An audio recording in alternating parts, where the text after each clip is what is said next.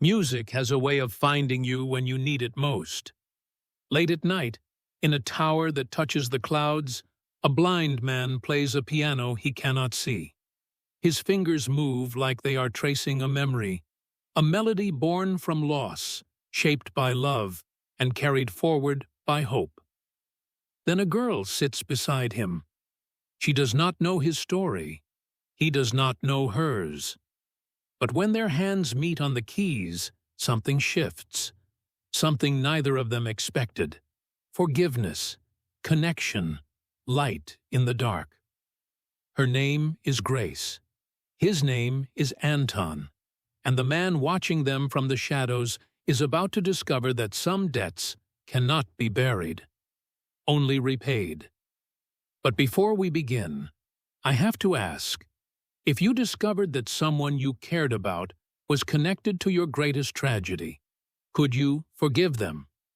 Drop your answer in the comments below. And if you're ready for a story about redemption that will stay with you long after it ends, hit that subscribe button. Trust me, you won't want to miss where this goes. Late at night, the penthouse of Bella Vista Tower stands silent. Below, the city glitters like scattered diamonds. Above, in the private lounge on the 42nd floor, the marble floors gleam under soft amber light. A waiter clears the last champagne glass. The guests have gone home. The tower sleeps. Then he hears it.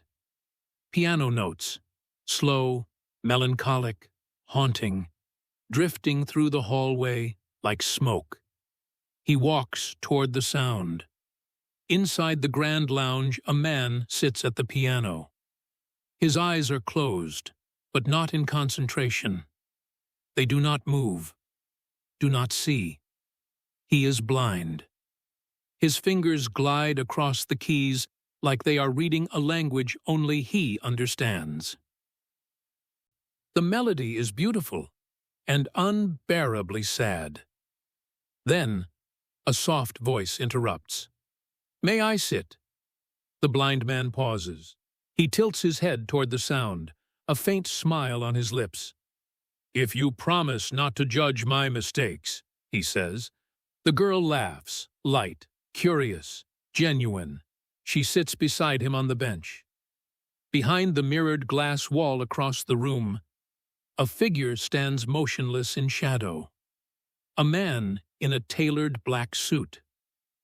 His hand grips a glass of bourbon, but he does not drink. He watches. His jaw tightens. His name is Arthur Thomas, 54 years old, real estate mogul, philanthropist by day, Mafia boss by night. And the girl at the piano is his daughter. The man at the piano is Anton Hawkins, 38 years old, single father, blind pianist for hire. But Anton was not always blind. 3 years ago, he performed in concert halls across Europe. His wife, Elena, sat in the front row at every show. Her smile was the only applause he ever needed. Then came the night that shattered everything. A black SUV ran a red light. Elena died on impact. Anton survived, but lost his sight. For months, he drowned in silence. The piano became a ghost he could not touch. Until one morning, his 8-year-old son, Leo, tugged at his sleeve and whispered, "Play again, Dad. Mom liked it when you played." So Anton learned to play in the dark, not by sight, by memory, by feeling, by grief. He took whatever gigs he could find, hotel lobbies, wedding receptions, private events, anything to keep the lights on, anything to give Leo a future. That is how he ended up at Bella Vista Tower, hired to perform background music at exclusive gatherings for people whose names he would never know. He only heard whispers, whispers about Arthur Thomas, the man who owned the building, the man whose name made even the wealthy speak in hushed tones. But Anton did not care about power or politics. He only cared about the piano. Tonight, the girl beside him is 19, though Anton does not know that. He does not know her name yet. He only hears the curiosity in her voice, the loneliness beneath her elegance. She is blind in a different way, surrounded by luxury, but starved for honesty. "You play as if you're remembering something painful," she says quietly. Anton's fingers pause on the keys. "Memories have their own rhythm," he replies. She tilts her head. "Then teach me to hear it." He hesitates. His hands hover over the keys. He is a hired musician. She is clearly someone important, someone he should not be sitting beside like this. But then she places her hand gently on the piano, waiting, and he begins to play. Her name is Grace Thomas, and she has not smiled like this in years. From that night on, Grace returns to the lounge every evening. At first, Anton assumes she is a guest, a young woman with too much time and too much money. But as the nights pass, he begins to notice things. The way she speaks carefully, as though choosing words that will not be reported. The way she never mentions her father. The way she asks questions no one else dares to ask. "What do you see when you play?" "Light," Anton says, "not the kind you see, the kind you feel." Grace smiles. "Then teach me to see it too." They play duets, her hesitant notes weaving through his confident melody. She laughs when she stumbles. He corrects her gently, guiding her fingers across the keys. "Music isn't about perfection," he tells her. "It's about feeling the space between the notes." For the first time in 3 years, Anton feels something other than grief. For the first time in her life, Grace feels free. But they do not know that someone is watching. Someone who has been listening from the beginning. Someone who will soon discover a truth that could destroy them all. Every session is recorded. Arthur Thomas stands in his office on the floor above, reviewing the footage. His security chief, Vincent, stands beside him. "She's been meeting him every night for 2 weeks, Vincent says. Arthur's eyes do not leave the screen. "Find out everything about him," Arthur says quietly. "I want to know who this man is." The next morning, a file lands on Arthur's desk. Anton Hawkins. Age, 38. Occupation, freelance pianist. Family, widower. 1 son, age 11. Wife, Elena Hawkins, deceased, vehicular homicide 3 years ago. Arthur flips to the next page. His blood runs cold. Incident report. Black SUV registered to Shell Company under Thomas Holdings. Driver never apprehended. Case closed due to lack of evidence. Arthur's hand trembles. He knows that vehicle. He knows that night. One of his men had been fleeing a federal sting. The crash was collateral damage. The driver disappeared. The incident was buried. And now, the man his empire destroyed is teaching his daughter to play piano. Arthur closes the file. His voice is ice. End this. That evening, Grace finds something in Anton's piano case. A worn piece of sheet music, yellowed at the edges. The title is handwritten in fading ink. Elena's Last Sunrise. "Who is Elena?" Grace asks. Anton's hands freeze on the keys. His voice is barely a whisper. "My wife." Grace feels her chest tighten. "What happened to her?" Anton exhales slowly. "A hit and run. 3 years ago. A black car ran a red light." His jaw clenches. "They never found the driver." Grace's breath catches. She has heard that story before. Not from Anton. From her father, late one night. A phone call, hushed voices. A car that needed to disappear. Her hands begin to shake. "I'm sorry," she whispers. Anton smiles sadly. "So am I." But Grace is no longer listening, because now she knows. Her father, is the man who destroyed Anton's life. And Anton has no idea he is sitting in the home of his wife's killer. Anton Hawkins had not always been blind. Once, his world had been filled with light, concert stages, standing ovations, and a wife who believed in him more than he believed in himself. But that was before the crash, before the darkness, before everything he loved was taken in a single violent moment. 10 years ago, Anton had been rising, not famous, but known, respected. He played Rachmaninoff in Vienna, Chopin in Prague, Debussy in halls where the acoustics made every note feel sacred. Elena sat in the front row every time, no matter the city, no matter the distance. After each performance, she would meet him backstage, eyes gleaming. "You were brilliant," she would say. "You always say that," he'd reply, smiling, "because it's always true." They had a son, Leo. A small boy with his mother's eyes and his father's stubborn love for melodies. Life was not perfect. Money was tight. Travel was exhausting. But it was theirs. Until the night the black SUV ran the light.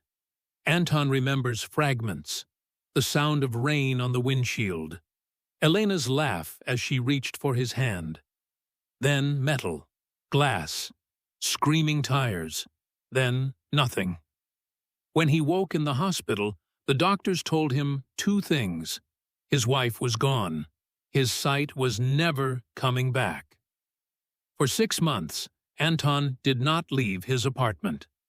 He sat in silence, surrounded by darkness he could not escape. The piano in the corner became a ghost. He could not bear to touch it. Every key reminded him of her. His son, Leo, only 8 years old, moved quietly through the apartment like a shadow. He did not cry. He did not complain. He simply existed beside his father, a small presence in the void. One morning, Leo climbed onto the piano bench. Anton heard the creak of wood, the shuffle of small feet. "Dad?" Anton turned his head toward the sound. "Yeah, buddy." There was a long pause. Then Leo's tiny hand found his. "Play again, Dad," Leo whispered. "Mom liked it when you played." Anton's throat tightened. His hand trembled as Leo guided it to the keys. He pressed a single note, then another, then a chord.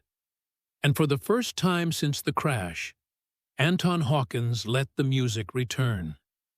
It was not the same. He could not read sheet music anymore, could not see the audience, could not perform under lights that once made him feel alive. But he could still feel the keys, still hear the space between the notes, still let the melodies carry him somewhere other than grief. Music became his therapy, his anchor, his way back. But music did not pay the bills. The insurance settlement ran out. The medical expenses piled up. Leo needed clothes, school supplies, a future that did not include a father drowning in darkness. So Anton took whatever gigs he could find. Hotel lobbies where no one listened. Restaurants where his music was background noise to clinking glasses and small talk. Private parties where drunk guests requested songs he had once performed in concert halls. He swallowed his pride. He played. He survived. Then, 6 months ago, a booking agent called with an offer. Private residency at Bella Vista Tower. 3 nights a week. Good pay. Wealthy clientele. Interested? Anton did not ask questions. He said yes. The first night he arrived at Bella Vista, the staff treated him with polite distance. They guided him to the service elevator, led him through marble hallways that echoed with emptiness, and sat him at a grand piano in a penthouse lounge he could not see, but could feel. The space, the luxury, the weight of money in every corner. As he played, Anton overheard whispers from the waitstaff. "Is Mr. Thomas coming tonight?" "No, he's in meetings, but keep everything perfect." "You know how he is." "Of course. Arthur Thomas doesn't tolerate mistakes." The name was spoken with a strange mixture of reverence and fear. Even the wealthiest guests seemed to lower their voices when they mentioned it. Arthur Thomas, owner of the tower, owner of half the city, from what Anton gathered. A man so powerful that even the rich walked carefully around him. But Anton did not care about power. He did not care about names or wealth or empires built in shadow. He only cared about one thing: the piano in the penthouse and the chance to play again. She returned the next night. Anton heard her footsteps before she spoke. Light, careful, almost hesitant. Different from the heavy stride of security guards or the sharp clicks of wealthy guests. "May I join you again?" Grace asked. Anton smiled. "Only if you're ready to work this time." She laughed and sat beside him on the bench. That became their routine. Every evening, after the guests departed and the staff finished clearing glasses, Grace would slip down from the upper floors. Anton never asked why she had access, never questioned why a girl her age spent her nights in an empty lounge instead of out with friends. He simply played, and she simply listened. Then, slowly, she began to learn. "Put your hand here," Anton said, guiding her fingers to the keys. "Now, don't think about the notes. Think about what you want to say." "What do you mean?" "Music isn't what you see," Anton said. "It's what you feel. Close your eyes." Grace hesitated, then obeyed. "Now play." Her fingers pressed down. The notes were clumsy at first, uncertain, stumbling. But then something shifted. She stopped thinking, started feeling. The melody became softer, more honest. When she finished, Anton nodded. "Better, much better." "How do you do it?" Grace asked. "Play without seeing." Anton tilted his head. "I don't need to see the keys to know where they are. I've touched them enough times to remember. Music isn't about sight, Grace. It's about memory, emotion, truth." Grace was quiet for a moment. "I wish I could see the world the way you do," she said softly. "And how's that?"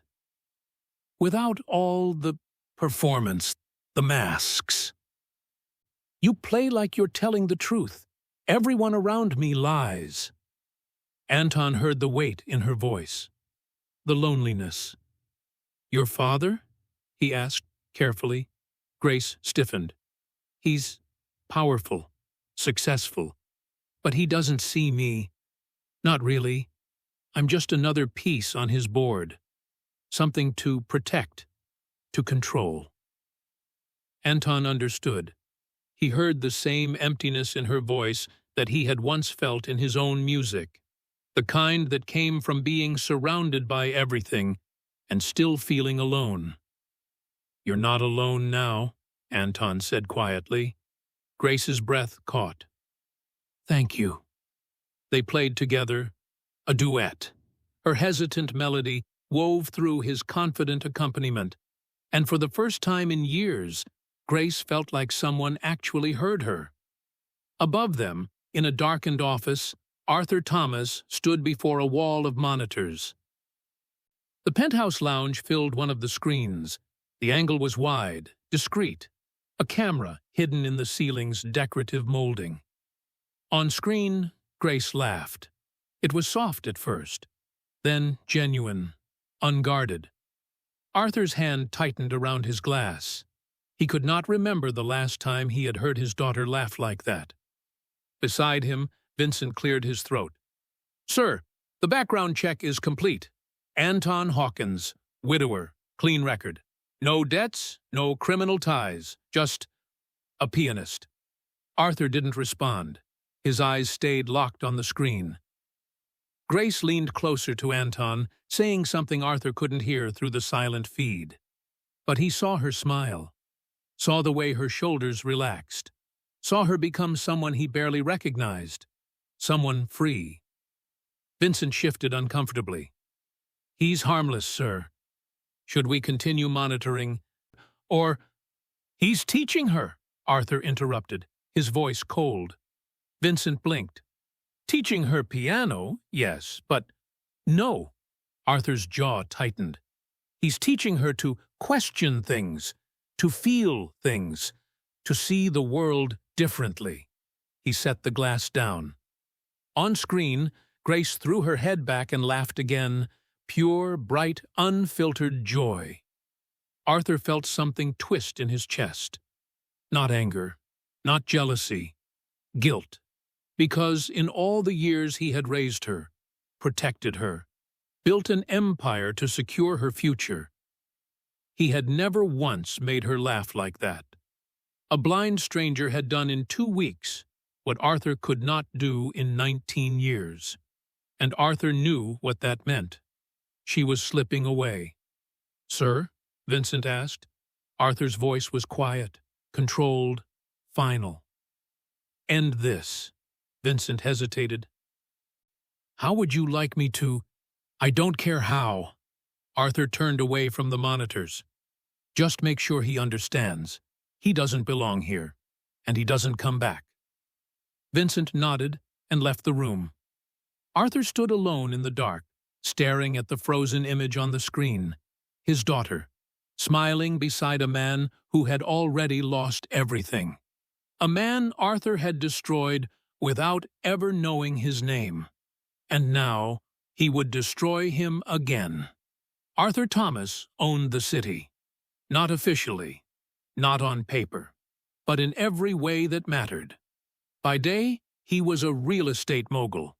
Thomas Holdings owned half the skyline, shopping districts, luxury hotels, Bella Vista Tower, the crown jewel that pierced the clouds.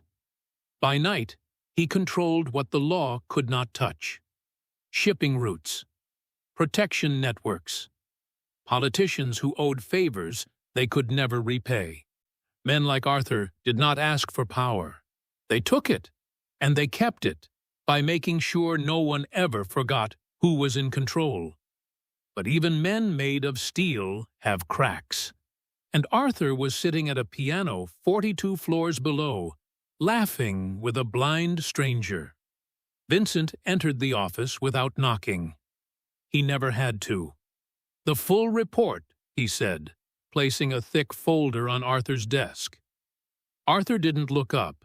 He was reviewing contracts, another acquisition, another building added to his empire. "Summarize it." Anton Hawkins, 38, former concert pianist, widowed 3 years ago, 1 son, age 11, no criminal record, no debts, no ties to any rival organizations.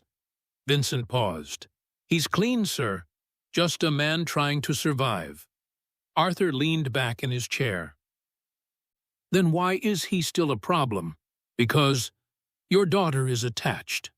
Arthur's jaw tightened. He reached for the folder, flipping it open. The first page was a basic background check. Employment history, tax records, school enrollment for the son. Ordinary, harmless. He turned the page, and his world stopped. Incident report, 3 years prior, vehicular homicide. Victim, Elena Hawkins, age 34. Deceased at the scene. Witness testimony. Black SUV ran red light at high speed. Did not stop. License plate obscured. Vehicle located and traced to shell company under Thomas Holdings. Driver unidentified. Investigation closed due to insufficient evidence. Arthur's hand froze over the page. He knew that case. He remembered that night. One of his men, Dmitri, had been fleeing a federal sting operation. The car had been burned, the VIN erased, the driver sent overseas and silenced. Collateral damage. An unfortunate accident. A mess that was cleaned up and buried.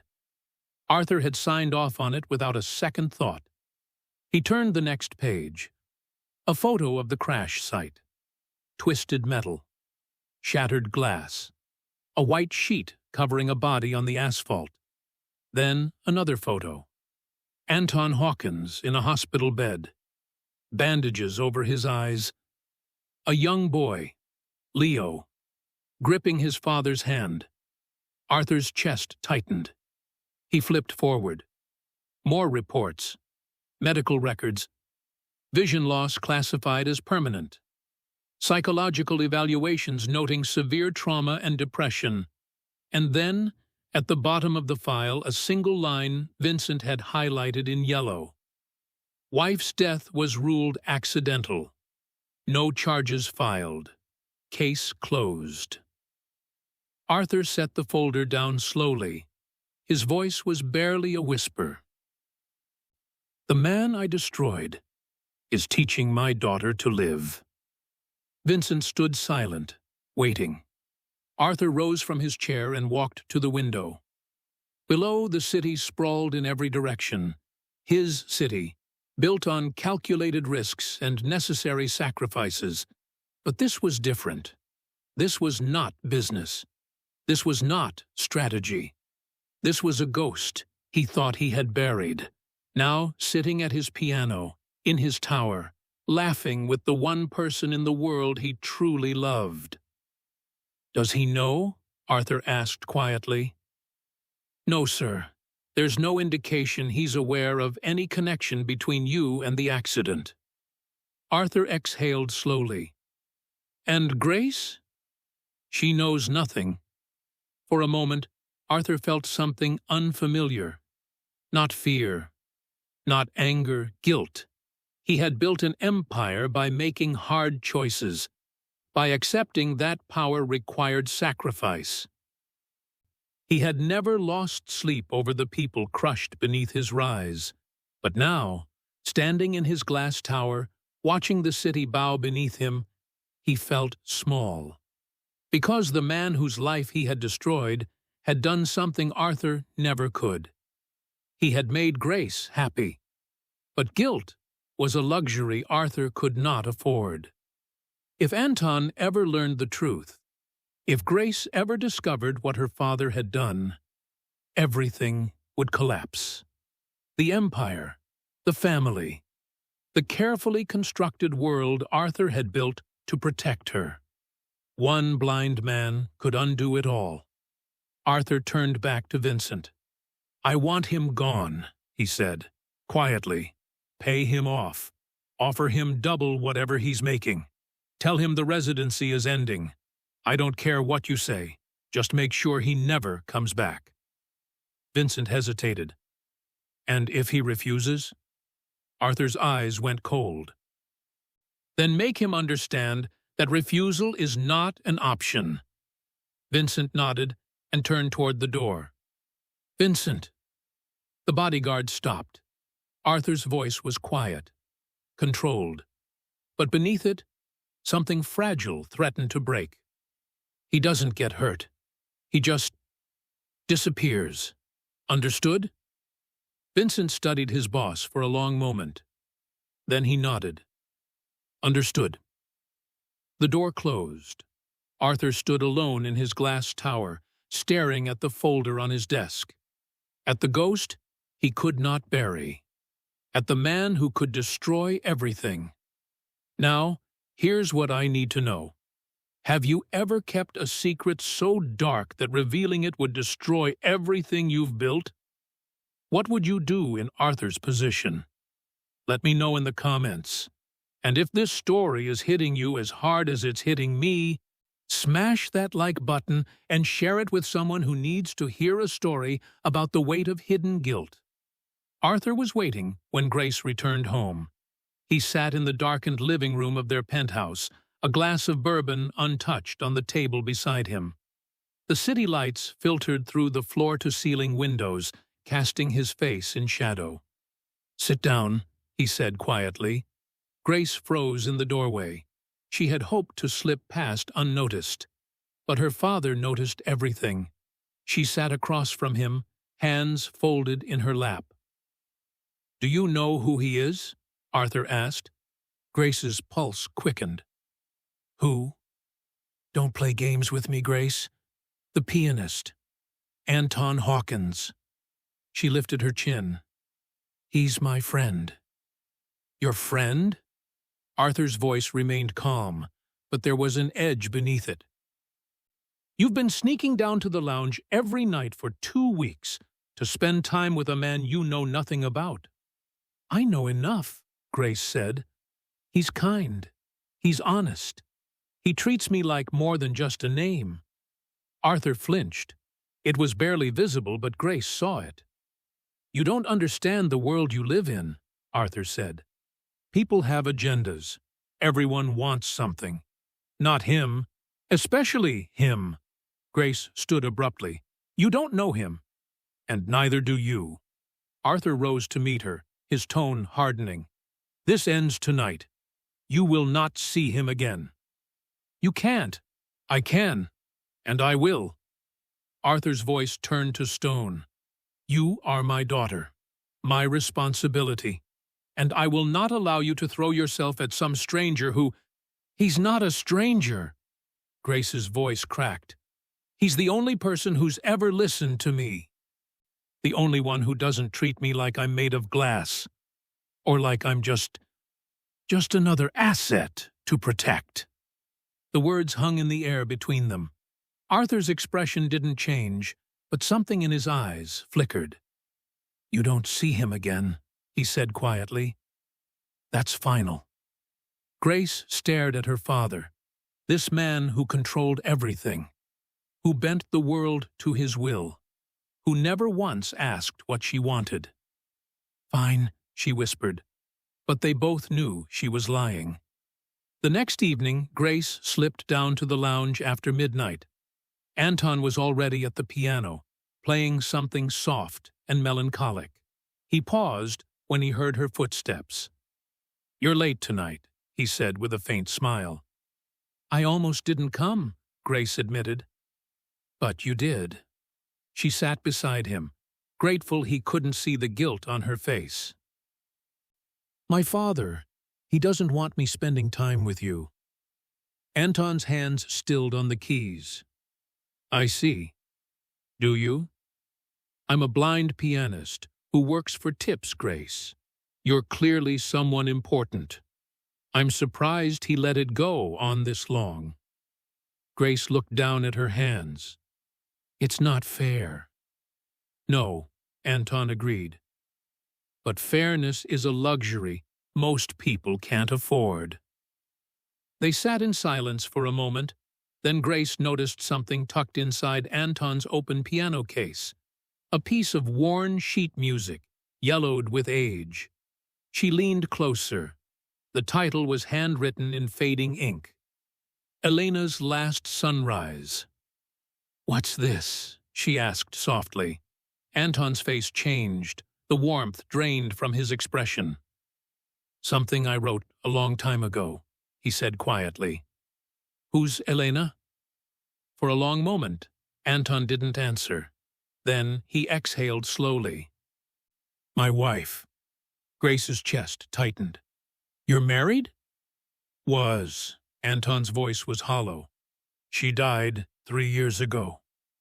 "I'm so sorry. What happened?" Anton's jaw clenched. His hands trembled slightly before he folded them in his lap. "A car accident. We were driving home one night. It was raining." He paused, the memory clearly painful. "A black SUV ran a red light, hit us at full speed. Elena died instantly. I survived, but—" He gestured vaguely toward his eyes. "The doctors said I'd never see again." Grace felt the blood drain from her face. "They never found the driver," Anton continued, his voice distant. The car was registered to some shell company. The case went cold. Just another hit and run that no one cared enough to solve.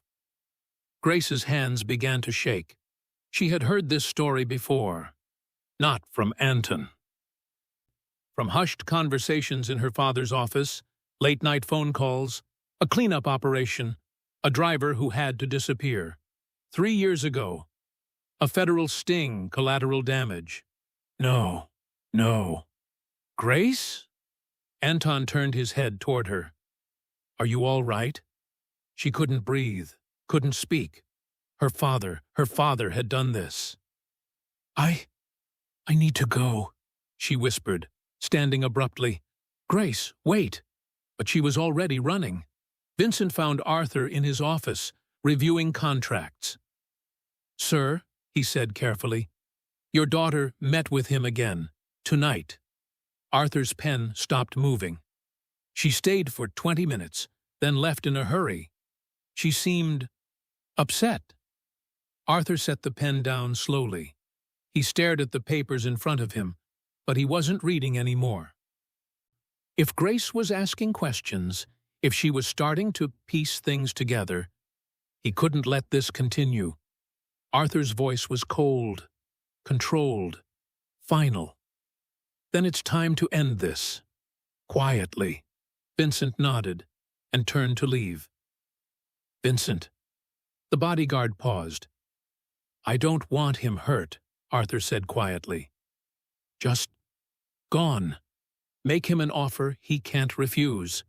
And if he does refuse, I understand, sir. The door closed. Arthur sat alone in the silence, staring at nothing. The ghost he thought he'd buried was rising, and this time it wore his daughter's face. Vincent arrived at the penthouse lounge an hour before Anton's shift. The space was empty, silent, perfect. He moved quickly, efficiently, lifting the piano's fallboard, attaching the micro-transmitter to the underside of the soundboard where no one would ever look. The device was smaller than a coin, nearly invisible. Within seconds, it was done. Vincent closed the piano carefully, tested the keys to ensure nothing sounded different, then left without a trace. By the time Anton arrived that evening, the lounge looked exactly as it always had. But now, every word spoken near the piano would travel directly to Arthur Thomas's office. Grace came late that night.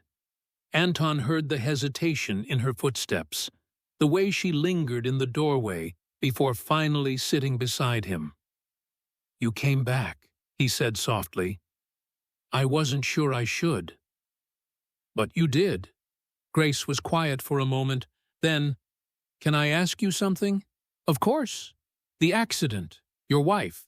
Do you... She struggled to find the words. Do you ever think about the person who did it? The driver? Anton's hands stilled on the keys. Every day, he admitted. Are you angry? Anton exhaled slowly. I was. For a long time, I was furious. I wanted to find him, make him pay, make him feel what I felt. He paused. But anger is exhausting, Grace. It's a weight that crushes you from the inside. So you just let it go? No, Anton said. I chose something harder. I chose to forgive. Grace's breath caught. How can you forgive someone who destroyed your life? Anton turned his head toward her, his unseeing eyes somehow still full of clarity. Because hate blinds deeper than darkness, he said quietly. I've already lost my sight. I won't lose my soul, too. He smiled faintly. If I ever met the man who did this, if he stood in front of me right now, I'd forgive him. Not because he deserves it, but because I deserve to be free. Grace felt tears sting her eyes. You're a better person than most, she whispered. No, Anton said. Just a tired one.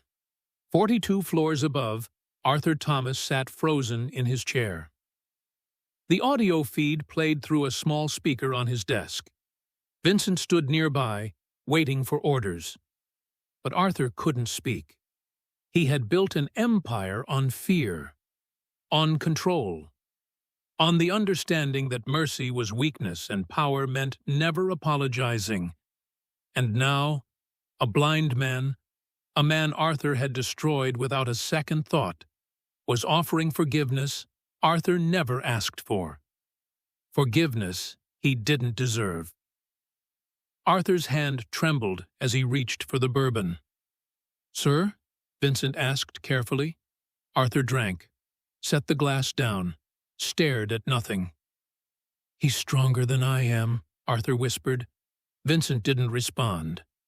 There was nothing to say, because they both knew it was true. Grace didn't go home that night. Instead, she went to her father's study, the one place she was never allowed without permission. She waited until the hallway was empty, then slipped inside. The room smelled of leather and expensive cigars. Files lined the shelves. A laptop sat closed on the desk. She opened it. Her father's security was tight, but Grace knew his patterns. She had watched him type passwords 100 times without realizing she was paying attention. She scrolled through emails, financial records, meeting notes. Then she found it, a folder labeled Incident Archives, Confidential Inside, police reports, photographs, payoff receipts. And there, buried among a dozen other resolved cases, was the file on Anton Hawkins. Grace's hands shook as she read. Driver, Dmitry Volkov, relocated overseas, severance package, $250,000. Status, closed. Her father had known. He had known all along, and he had buried it like it was nothing. Grace closed the laptop, her mind racing. She couldn't let this stand. She couldn't let Anton continue living in the shadow of a lie while her father sat untouched in his tower. She needed to do something bold, something that would force the truth into the light. Then it came to her. Her father's annual gala, the most important night of the year. Every powerful person in the city would be there. Politicians, business leaders, people who could not be silenced or bought. If Anton performed there, if he played in front of everyone, her father would have to face what he'd done. Grace pulled out her phone and typed a message to the event coordinator. Add a special musical performance to the gala. Pianist, Anton Hawkins. Confirm immediately. She hit send before she could second-guess herself. It was done. The next morning, Vincent entered Arthur's office with a tablet. "Sir, there's been a change to the gala schedule." Arthur glanced up. "What kind of change?" "A pianist has been added to the program. Your daughter requested it personally." Arthur's blood went cold. "Who?" Vincent hesitated. "Anton Hawkins." For a long moment, Arthur didn't move. Then he stood slowly, walked to the window, and stared down at the city below. His daughter had just forced his hand, and Anton Hawkins, the ghost Arthur couldn't bury, was about to walk into a room full of witnesses. Arthur's voice was quiet, controlled. "Move up the timeline," he said. "I want this handled before the gala. No mistakes. No traces." Vincent nodded. "It ends tonight." The Bella Vista Tower ballroom glittered like a cathedral of gold. Crystal chandeliers hung from vaulted ceilings. Champagne flowed like water. Men in tailored suits and women draped in diamonds moved through the crowd with practiced elegance. But beneath the luxury, danger lingered. Arthur Thomas's annual gala was not just a social event. It was a display of power. Every politician who owed him a favor, every businessman who needed his approval, every soldier of the underworld who operated under his protection. They were all here, and tonight they would witness something none of them expected. Anton sat at the grand piano on the elevated stage, his hands resting lightly on the keys. He could feel the crowd's energy, the hum of conversation, the clink of glasses, the weight of wealth and power pressing against the room like a living thing. Grace had told him this was an important event, a chance to perform for people who mattered. He hadn't asked questions, he needed the money, and he trusted her. He didn't know that the man standing in the center of the room, the one whose presence made even the most powerful men speak in hushed tones, was Arthur Thomas. He didn't know that Arthur had tried to stop this performance, and he didn't know that Grace had fought her father to make sure Anton would be here tonight. The event coordinator nodded to him. It was time. Anton took a breath and began to play. The opening notes of Elena's Last Sunrise drifted through the ballroom like a whisper. Conversations stopped. Glasses paused mid-air. Every eye turned toward the stage. The melody was achingly beautiful, slow, mournful, yet somehow full of light. It spoke of love and loss, grief and grace, darkness and the fragile hope that dawn always comes. Arthur stood near the front, a glass of bourbon frozen in his hand. He recognized the piece immediately.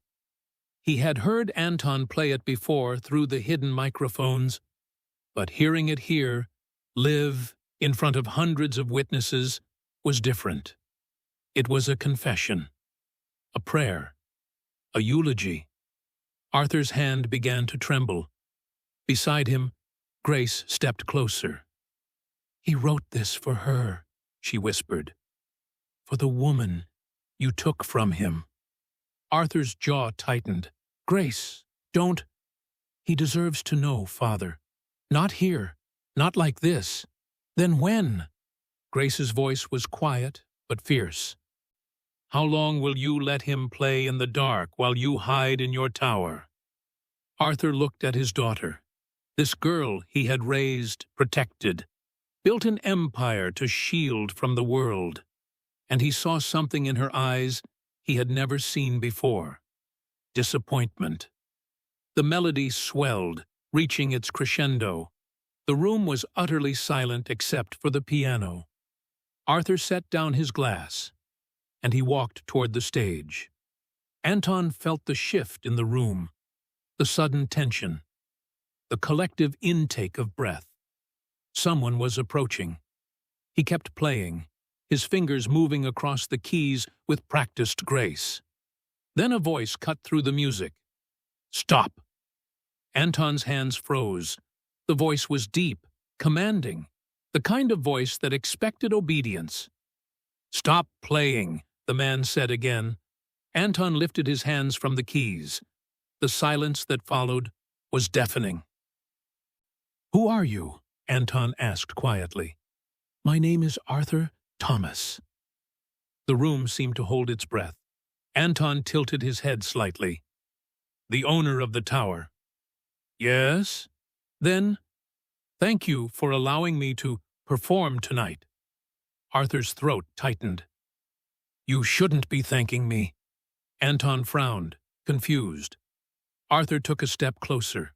His voice echoed through the ballroom, every word heard by every guest. 3 years ago, one of my men was fleeing a federal operation. He was driving a black SUV registered to my company. He ran a red light." Arthur's voice cracked. "He killed your wife. He took your sight. And I buried it." The crowd erupted. Gasps, murmurs, the scrape of chairs as people leaned forward. Security guards shifted nervously, unsure whether to intervene. Grace stood frozen, tears streaming down her face. Anton sat motionless at the piano, his blind eyes staring toward the voice. "You," Anton's voice was barely a whisper. "You're the one." "Yes." The silence stretched impossibly long. Then Anton rose slowly from the bench. He faced the direction of Arthur's voice, his expression unreadable. "I thought I'd hate you," Anton said quietly. "I spent months imagining what I'd say if I ever found you, what I'd do." He paused. "But I already buried that part of me." Arthur's composure shattered. "I can't undo what I did," Arthur said, his voice breaking. "I can't give you back your sight. I can't bring her back. But I can—" "You can stop hiding," Anton said. "You can stop pretending you're untouchable. You can finally carry the weight you've been avoiding." Arthur's shoulders sagged, for the first time in decades. The most powerful man in the city bowed his head. "I'm sorry," Arthur whispered, and the mask he had worn for so long finally crumbled. "What would you do if you were in that ballroom right now? Would you forgive like Anton, or demand justice? Drop your thoughts below, because what happens next will test everything you believe about redemption. And if you haven't subscribed yet, do it now. You're not going to want to miss how this ends." The ballroom remained frozen in stunned silence. Arthur Thomas, the man who controlled the city, who had never bowed to anyone, stood before a blind pianist with his head lowered and his empire cracking beneath him. Security guards waited for orders that didn't come. Guests whispered behind champagne glasses. Cameras from the press section captured every moment. Anton stood still, processing what he had just heard. The man who destroyed his life was standing 3 feet away, and Anton felt nothing. No rage, no hatred, just a hollow exhaustion. "Come with me," Arthur said quietly. "Please, let me try to make this right." They gathered in Arthur's private office. Arthur, Anton, Grace, and Vincent, standing silently by the door. Arthur paced near the window, his usual composure shattered. Grace sat beside Anton, her hand resting gently on his arm. "I can give you anything," Arthur began. "Money. A house, security for you and your son for the rest of your lives. Name your price." Anton shook his head slowly. "I don't want your money." "Then what? Tell me what you want, and it's yours." Anton was quiet for a long moment. Then he said, "Do something good with the power you've used to destroy." Arthur stopped pacing. "You've spent decades building an empire on fear," Anton continued. "You've hurt people, buried mistakes, controlled lives." He turned his head toward Arthur's voice. "You can't undo the past, but you can stop adding to it." Grace leaned forward. "He's right, Father. You can't buy forgiveness, but you can earn it." Arthur looked at his daughter, this girl who had somehow grown into a woman without him noticing. She was braver than he had ever been. "What are you asking me to do?" Arthur asked. "Build something that helps instead of harms," Anton said. "Use your resources to give people like me a chance. A foundation, a place where blindness isn't the end of someone's story." Arthur stared at him. A blind man, the man Arthur had destroyed, was offering him redemption. "And if I do this?" Arthur asked quietly. "Then maybe," Anton said, "you'll finally be able to sleep at night." 3 days later, the headlines blazed across every major outlet. Thomas Foundation for the Blind announced billionaire Arthur Thomas pledges $50 million to new initiative. The press conference was held in the Bella Vista Tower lobby.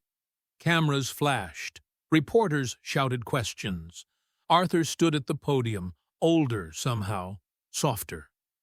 "For too long, I have built my legacy on acquisition," he said, "on control, on power. Today, I am choosing a different path." He paused. "The Thomas Foundation for the Blind will provide education, resources, and opportunity to those who have been told their limitations define them. And it will be led by someone who has already proven that darkness is not the end of light."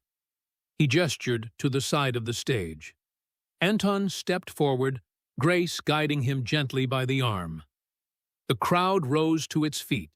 Anton was introduced as the Foundation's first director.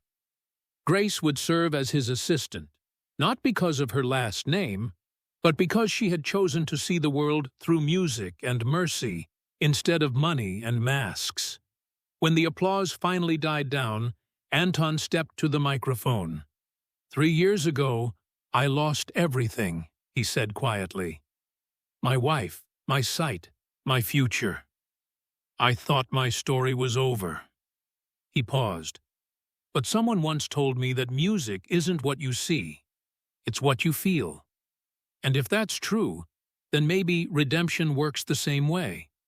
It's not about erasing the past. It's about building something new from the broken pieces." He turned toward where he knew Arthur was standing. "Thank you," Anton said, "for finally choosing light." Arthur nodded, unable to speak. In the weeks that followed, Arthur Thomas began to dismantle the empire he had spent a lifetime building. He severed ties with his underworld connections, sold off the shell companies that had hidden his crimes, turned over evidence to federal investigators in exchange for immunity, not for himself, but for cooperation in shutting down the networks he had once controlled. It cost him power. It cost him influence. It cost him the fear that had kept men in line for decades. But for the first time in his life, Arthur Thomas could look his daughter in the eye without shame. Grace and Anton worked side by side at the Foundation's headquarters, a renovated building downtown with music rooms, mobility training centers, and classrooms designed for students who learned by touch and sound instead of sight. Every evening after the staff went home, Grace and Anton would sit at the piano, and they would play. Not as teacher and student anymore, as friends, as two people who had found light in the most unlikely place, in the space between forgiveness and redemption, where broken things could finally begin to heal. 1 year later, the Thomas Foundation Music Hall stood in the heart of downtown, its glass facade reflecting the afternoon sun like a beacon. Inside, rows of seats filled with families, educators, donors, and press. Children with white canes sat in the front rows, their faces bright with anticipation. Parents dabbed at tears before the performance had even begun. This was the culmination of a year's work.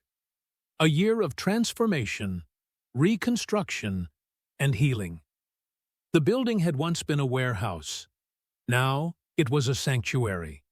10 music rooms, a recording studio, a concert hall designed with acoustics so precise that even the softest note could be felt in every corner. Today was the inaugural concert, and the entire city had come to witness it. Backstage, Anton adjusted his tie with Grace's help. "You're nervous," she said, smiling. "Is it that obvious?" "Your hands are shaking." Anton laughed softly. "I haven't conducted in over a decade. I'm allowed to be nervous." Grace squeezed his arm. "You're going to be amazing. They're going to love it." "We," Anton corrected. "They're going to love us." Grace had spent the last year studying under Anton, not just piano, but the language of music itself. She had become more than his assistant. She had become his partner. Together, They had composed the piece they would perform tonight, a piece born from tragedy and forgiveness, a piece called The Light We Found. In the front row, Arthur Thomas sat quietly.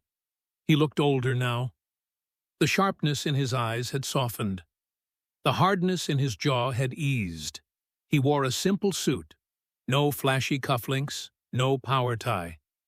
Just a man attending his daughter's concert. Beside him sat Leo, Anton's 12-year-old son, fidgeting excitedly. Arthur had gotten to know the boy over the past year. He had even taught him chess. Leo beat him last week. Arthur smiled at the memory. Vincent stood near the back of the hall. No longer a bodyguard, but the Foundation's head of security. He caught Arthur's eye and nodded. Arthur nodded back. Then the lights dimmed. Anton walked onto the stage, guided by Grace's gentle hand. The audience rose immediately, applause thundering through the hall. He couldn't see them, but he could feel them. The hope, the gratitude, the belief that something broken could be made whole. Grace led him to the grand piano. They sat side by side. The hall fell silent. Anton's hands hovered over the keys. Then he began to play. The Light We Found opened softly, a single melody, fragile and searching, like the first rays of dawn breaking through darkness. Grace joined in, her notes weaving through his, two voices becoming one. The music built slowly. Grief transformed into hope. Pain became beauty. Darkness gave way to light. The children in the front row leaned forward, listening with their whole bodies. Parents wept. Even the press lowered their cameras, unwilling to miss a single moment. Arthur sat perfectly still, tears streaming silently down his face. He had spent his life building empires that would crumble. But this would last. When the final note faded, the silence stretched for one breathless moment. Then the audience erupted. They rose to their feet, every single person. The applause was deafening, rolling through the hall like thunder. Anton and Grace stood, hands clasped. Anton turned toward the sound, a smile spreading across his face. Grace leaned close and whispered, "They're standing, all of them." Anton's voice was quiet, almost to himself. "Funny," he said. "I was blind when I lost everything, and blind again when I finally found peace." Grace slipped her hand fully into his, squeezing gently. "That's because you see with your heart," she said. Anton smiled. "Someone very wise taught me that. I learned it from you." As the applause continued, Arthur rose from his seat. He looked at the stage, at his daughter, radiant and whole, and at the man she had chosen to see the world beside. The man Arthur had destroyed. The man who had saved them both. Arthur placed his hand over his heart, a gesture no one else saw. A silent thank you, a silent vow. And for the first time in his life, Arthur Thomas felt light. The lights dimmed slowly. Three souls, the sinner, the teacher, and the bridge between them, stood united in a circle of forgiveness. The music had done what power never could. It had healed what sight never saw, and as the final spotlight faded, the melody lingered in the air, a promise that even in the deepest darkness, light could still be found. If you knew where to listen. If this story moved you, if you felt Anton's pain, Arthur's guilt, or Grace's courage, then do me a favor. Share this with someone who needs to hear that forgiveness is possible, that redemption is real, and that even the darkest past can lead to the brightest future. Hit that like button, subscribe if you haven't already, and tell me in the comments, what does redemption mean to you? Because stories like this, they're meant to be shared, and I can't wait to bring you the next one.